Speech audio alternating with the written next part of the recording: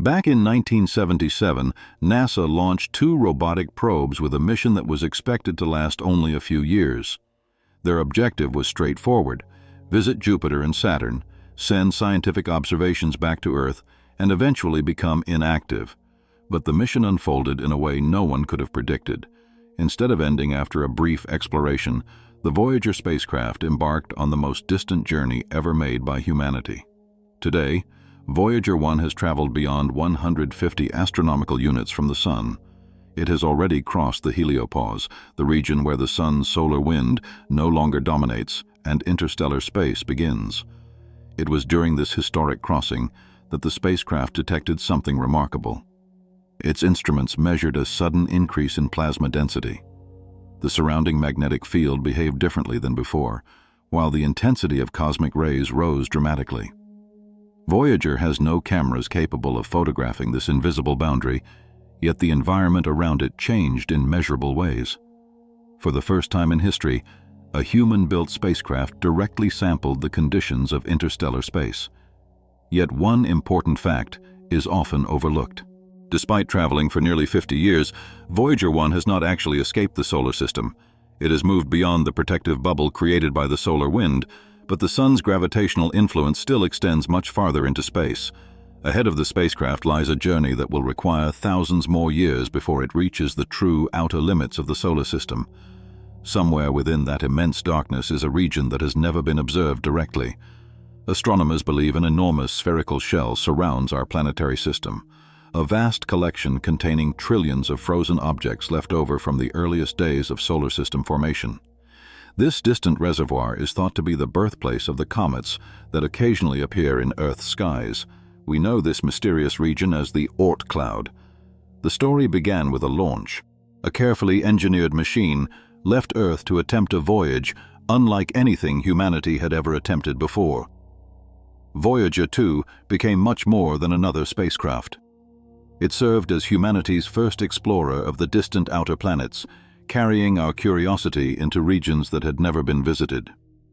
Acting as a silent scientific observer, it investigated worlds that had existed only as blurry points of light in telescopes. Its path led past the giant planets and their frozen moons, uncovering landscapes and environments unlike anything previously imagined. The discoveries transmitted back to Earth transformed planetary science forever. Voyager revealed the immense storms raging across Jupiter, exposed the remarkable complexity of Saturn's ring system, and measured the extraordinary supersonic winds racing through the atmosphere of Neptune. Yet among all of Voyager 2's planetary encounters, its visit to Uranus, perhaps the most mysterious of the giant planets, raised some of the biggest unanswered questions. Hidden within its unusual magnetic field, its collection of moons, and its extreme axial tilt were clues that scientists are still trying to understand today. Although the spacecraft completed its flyby decades ago, the information it collected continues to shape modern research. By examining Voyager's measurements with today's advanced analytical tools and improved scientific models, researchers are uncovering new details about Uranus that were impossible to recognize when the data first arrived. Voyager 2's close encounter with Uranus in 1986 marked a historic achievement for NASA and planetary science. For the first time, humanity observed this remote ice giant from close range. Images revealed its distinctive blue-green appearance, its delicate ring system, and one of the strangest features in the solar system, an axis tilted so dramatically that Uranus appears to roll around the Sun instead of spinning upright like most planets. Yet behind those remarkable photographs and scientific measurements was a complication that researchers only fully appreciated years later. Evidence now suggests that many of the conclusions drawn from Voyager's observations, especially those concerning Uranus's magnetosphere, may need to be reconsidered. As it turns out, Voyager 2 reached Uranus during highly unusual space weather conditions. Only a few days before the flyby, an exceptionally powerful burst of solar wind swept through the outer solar system. This stream of energetic charged particles from the Sun dramatically compressed Uranus's magnetic environment before the spacecraft arrived. Under normal circumstances, the continuous flow of solar wind interacts with a planet's magnetic field, shaping a protective region known as the magnetosphere, which helps shield the planet from harmful charged particles. During Voyager's encounter, however, the solar wind was far stronger than usual. The pressure was so intense that Uranus's magnetosphere was squeezed to only about 20% of its typical size. As a result, many of the measurements collected during the flyby reflected an unusually distorted magnetic environment rather than its normal state. A recent study published in Nature Astronomy indicates that events like this are extremely uncommon, occurring only around 4% of the time. Had Voyager 2 reached Uranus just 1 week earlier, scientists believe it would have encountered a much larger and more typical magnetosphere, one resembling those surrounding other giant planets such as Jupiter, Saturn, and Neptune.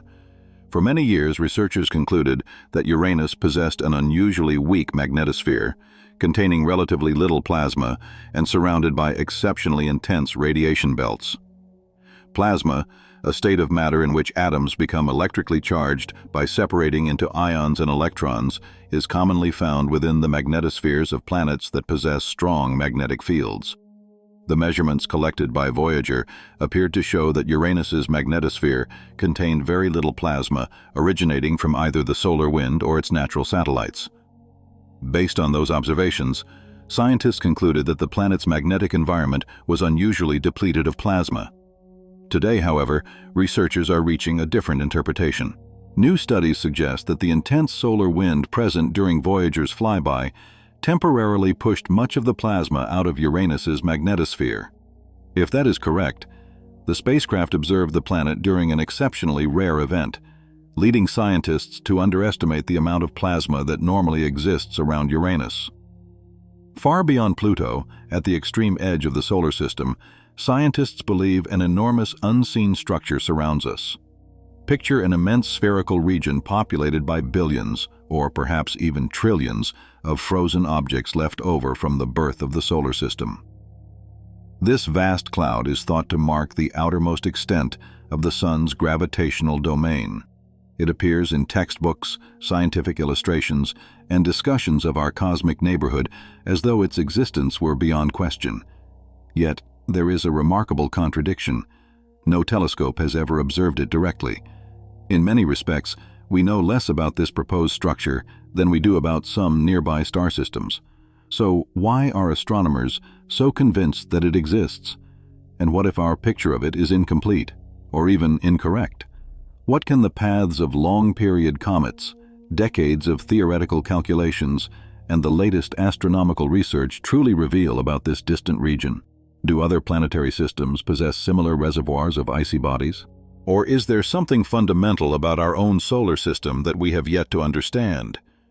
Each time a comet swings close to the Sun, solar heat causes part of its frozen surface to vaporize, creating the bright glowing coma and the spectacular tail visible from Earth. But this raises an important question. If the same comet repeatedly approaches the Sun, its ice should gradually disappear over time. So where do these icy visitors originate? And how have they managed to survive for billions of years? To answer this mystery, astronomers propose that comets spend almost their entire existence in an extremely cold and distant region located at the far edge of the solar system. Sheltered from the Sun's warmth, they remain frozen for immense periods of time, venturing into the inner solar system only on rare occasions. Another important piece of evidence came from the paths followed by comets. Unlike the planets, which travel around the Sun in nearly the same flat plane, and unlike the short-period comets that originate in the Kuiper Belt, long-period comets approach the inner solar system from virtually every direction. They may appear from far above the planetary plane, far below it, or from almost any angle imaginable. This random distribution suggested that their place of origin could not be a flattened structure like the asteroid belt or the Kuiper Belt. Instead, astronomers concluded that these objects were likely coming from a vast spherical region surrounding the solar system. By the middle of the 20th century, enough evidence had accumulated for scientists to propose a revolutionary explanation for this long-standing mystery. The story actually began much earlier. In 1705, Edmund Halley demonstrated that the brilliant comets recorded in 1531, 1607, and 1682 were not separate objects at all. They were repeated appearances of the same comet, following an orbit that brought it back roughly every 75 years. Today, that object is known as Halley's Comet. This discovery proved that at least some comets return again and again instead of appearing only once. It also raised an obvious question: how could a comet survive repeated journeys around the Sun for thousands of years without losing all of its ice? The most reasonable explanation was that it spends nearly all of its existence far from the Sun, where the extreme cold of deep space preserves its frozen material. More than 2 centuries later, in 1932, Estonian astronomer Ernst Öpik introduced a remarkable idea. He proposed that the solar system might be surrounded by an enormous collection of icy bodies located at its outermost edge, a distant reservoir capable of supplying the comets that occasionally enter the inner solar system. At the time, the idea attracted relatively little attention. That changed in 1950. Dutch astronomer Jan Oort revisited the same concept, this time supported by a much larger collection of observational data. Oort focused on long-period comets, whose journeys around the Sun can take thousands or even millions of years. While studying their orbits, he noticed an intriguing pattern. The most distant point of many of these cometary orbits, their aphelion, appeared to cluster around a distance of approximately 50,000 astronomical units from the Sun. That is roughly 4.5 trillion miles away, an almost unimaginable distance, yet still close enough to remain under the Sun's gravitational influence. The evidence suggested that these comets were not arriving from interstellar space. At the same time, they clearly could not have originated within any known region of the solar system closer to the Sun. To Oort, the conclusion was compelling. Somewhere tens of thousands of astronomical units from the Sun, there must be an enormous spherical population of icy objects quietly orbiting our star. In a landmark paper published in 1950, Jan Oort introduced the idea that the solar system is surrounded by an enormous, thick shell filled with countless icy bodies. This proposed structure offered a simple explanation for 2 long-standing mysteries at the same time: why long-period comets enter the inner solar system from every possible direction, and where those comets spend the vast majority of their existence before becoming visible from Earth. As the concept developed, this distant reservoir became known as the Oort Cloud, recognizing both Ernst Öpik's earlier proposal and Oort's later work. Although the hypothesis was considered highly speculative when it was first introduced, it has remained remarkably resilient over the decades. Even today, despite the fact that no telescope has directly observed the Oort Cloud, it continues to be the most widely accepted explanation for the origin of long-period comets.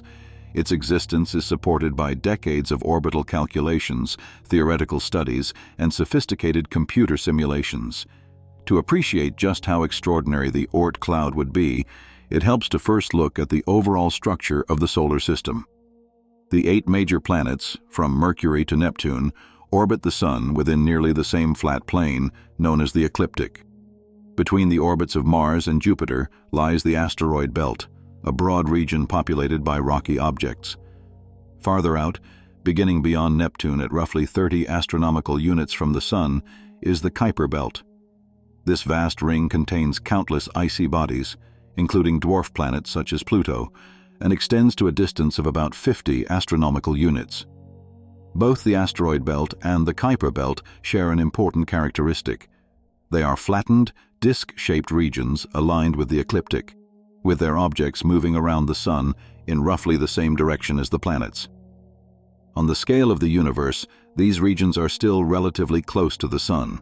Past the outer boundary of the Kuiper belt, however, the solar system does not suddenly come to an end. Instead, it gradually transitions into an enormous region where objects become increasingly rare. This area, known as the scattered disk, stretches for several hundred additional astronomical units and contains bodies traveling along highly elongated and unusual orbits. Observations made by NASA's New Horizons spacecraft indicate that gravitational interactions likely pushed some Kuiper belt objects into these extreme trajectories, sending them as far as approximately 1,000 astronomical units from the Sun. Even so, reaching a distance of about 1,000 astronomical units means we've covered only around 1% of the journey to the proposed Oort Cloud. Astronomers estimate that the cloud's inner boundary begins somewhere between 2,000 and 5,000 astronomical units from the Sun. Beyond that, lies its main body, stretching outward to approximately 50,000 astronomical units, and possibly much farther. These distances are almost impossible to visualize. 1 astronomical unit represents the average distance between Earth and the Sun. By comparison, 50,000 astronomical units equals roughly 0.8 light-years, nearly 1/5 of the distance separating us from the closest star beyond our solar system. Some scientific models suggest the Oort cloud may extend as far as 100,000 astronomical units, or about 1.5 light-years from the Sun. If those estimates are correct, this immense structure could occupy anywhere from 1/4 to 1/2 of the distance to our nearest stellar neighbor. That is why the Oort cloud is considered the most remote region associated with the solar system. The distances involved are so enormous that even humanity's fastest spacecraft would require thousands of years to cross them. Take Voyager 1 and Voyager 2, for example. They remain the most distant human-made objects ever sent into space. After more than 48 years of travel, by 2026, Voyager 1 had reached a distance of roughly 159 astronomical units from the Sun. Although it is far beyond Pluto, it is still nowhere close to the Oort cloud. Traveling at about 17 kilometers per second, Voyager 1 would still need roughly 300 years just to reach the inner edge of the Oort cloud. By then, the spacecraft will have long stopped functioning.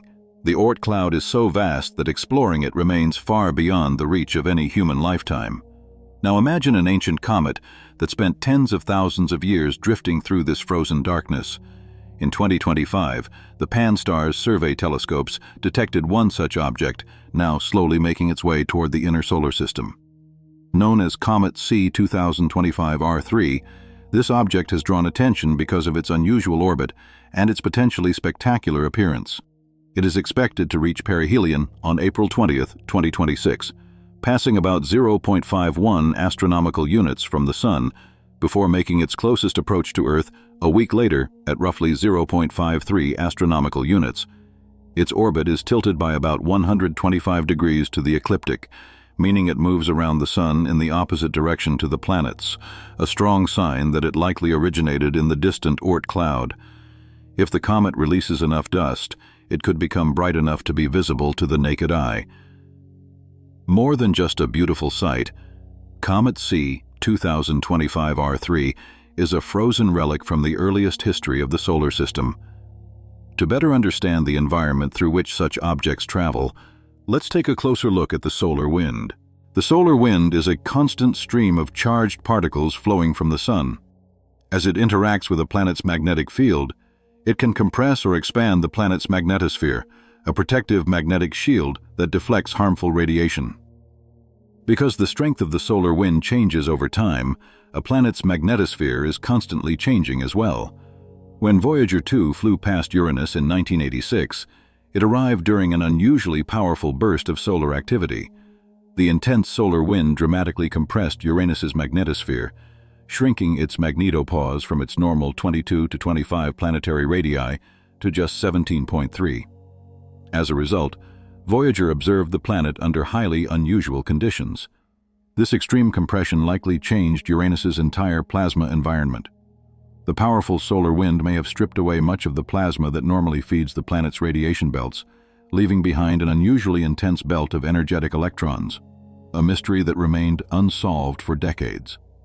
Astronomers also believe the Oort cloud is divided into two regions. The outer Oort cloud forms a vast spherical shell extending from about 20,000 to more than 50,000 astronomical units, while the inner Hills cloud lies between roughly 2,000 and 20,000 astronomical units and may have a thicker, disc-like shape. The difference is caused by gravity. Objects farther from the Sun are more easily scattered by passing stars and the Milky Way's tidal forces, creating a sphere, while those closer remain more tightly bound and retain a flatter structure. Computer simulations strongly support the idea that the Oort cloud has two distinct regions. Over billions of years, passing stars and the Milky Way's gravity scattered the most distant icy bodies into a nearly spherical outer cloud, while objects closer to the Sun remained more tightly bound, forming a denser, flatter inner region known as the Hills cloud. Scientists believe these two regions contain hundreds of billions, or even trillions, of icy bodies made mostly of water ice, methane, ammonia, carbon dioxide, carbon monoxide, dust, and rock. Most are small comet-like objects, although some could be large enough to qualify as dwarf planets. In 2021, however, astronomers made a surprising discovery. A meteor over Alberta, Canada, appeared to originate from the distant outer solar system, yet it was rocky rather than icy. This suggests that the Oort Cloud may also contain a small population of asteroids, likely scattered there from the inner solar system during its formation. So, why have we never seen any Oort Cloud objects directly? The answer is simple. They are incredibly small, dark, and unimaginably distant. Even the largest are too faint for today's telescopes to detect individually. That has not stopped scientists from wondering whether something much larger could be hiding there. In 1999, researchers proposed a giant planet called Tyche, but NASA's WISE infrared survey found no evidence for such a world. Even so, the search for undiscovered objects in the far outer solar system continues.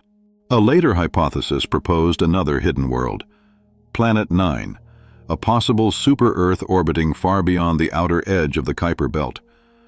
Could planets also be hiding within the Oort Cloud? Scientists cannot rule it out. Computer simulations suggest that stars born inside dense stellar clusters can occasionally capture planets from one another. If that happens, the captured worlds are likely to settle into extremely distant orbits around their new star. Researchers estimate there is roughly a 7% chance that the young sun captured an ice giant in this way, meaning such an adopted planet could, in theory, still be lurking in the darkness of the Oort Cloud.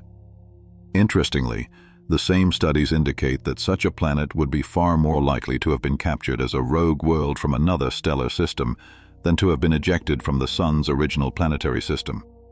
The probability that one of the Sun's own early planets was scattered into the Oort Cloud is estimated at only about 0.5%.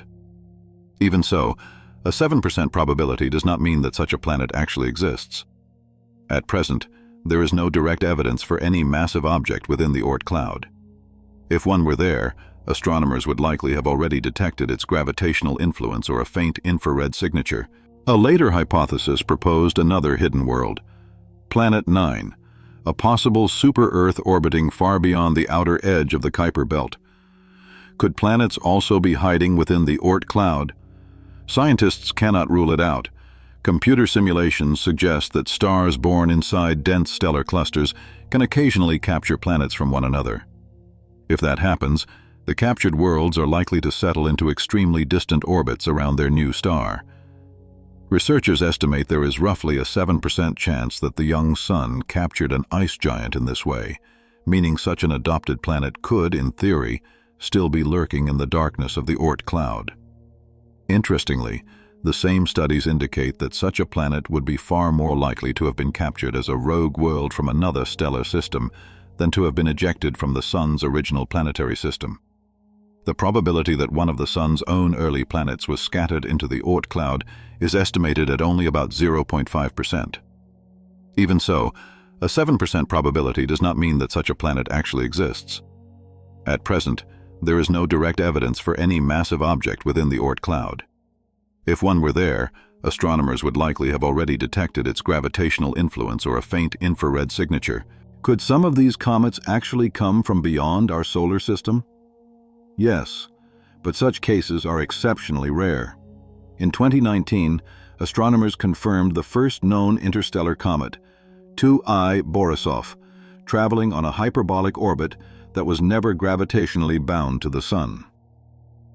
2 years earlier, in 2017, they had discovered the mysterious interstellar object Oumuamua. These visitors prove that material from other star systems occasionally passes through our own. But they are vastly outnumbered by long-period comets whose orbits point to an origin within the Oort Cloud. One of the strongest pieces of evidence for the Oort Cloud is that its comets arrive from virtually every direction, forming an almost perfectly spherical distribution around the Sun. Why a sphere instead of a flat disk like the planets?